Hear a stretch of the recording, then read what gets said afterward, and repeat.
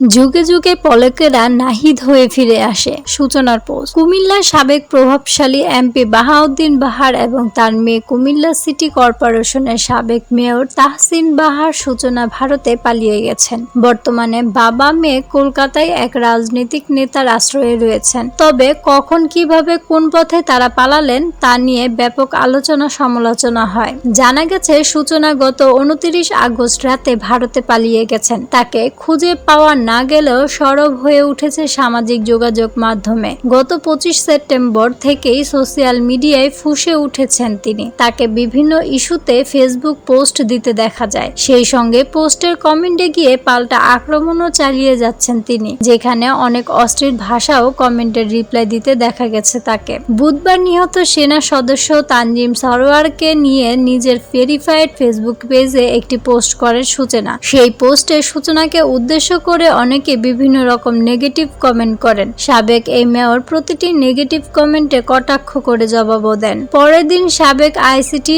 মন্ত্রী পলক ও উপদেষ্টা নাহিদকে নিয়ে একটি পোস্ট করেন। সেখানেও কমেন্টের রিপ্লাইয়ের কটাক্ষ করে জবাব দেন তিনি। পলক ও নাহিদকে নিয়ে পোস্টের সূচনা লিখেছেন, যুগে যুগে পলকেরা নাহিদ হয়ে ফিরে আসে। সেই ক্যাপশনকে উদ্দেশ্য করে এক নেটিজেন লেখেন, পলক জানি কার নেতা ছিল আপু। সেই কমেন্টের জবাবে সূচনা লেখেন, অন্তত আমার না। গুজব চলাকালীনও আমি সাইবার সিকিউরিটি নিয়ে ওনার পেজে সরাসরি কমেন্ট করেছি। অতি মেধায় যারা এখন 600 টাকার ইলিশ খায় তারা তখনও আমাকে বুঝে না বুঝে অ্যাটাক করেছিল। ওই পোস্টে আরেকজন কমেন্ট করেছেন, ইন্ডিয়া থেকে পোস্ট করছেন, কুমিল্লা কবে আসবেন? সেই কমেন্টের উত্তরে সূচনা লেখেন, আমি তো কুমিল্লা, নতুন বাসা গুছাচ্ছি, তোমাদের যেন লুট, চুরি আর আগুন দিতে সুবিধা হয়। সাবেক এই মেয়রের এমন মন্তব্য জবাবে আবার অনেককে ক্ষোভ প্রকাশ করতে দেখা গেছে।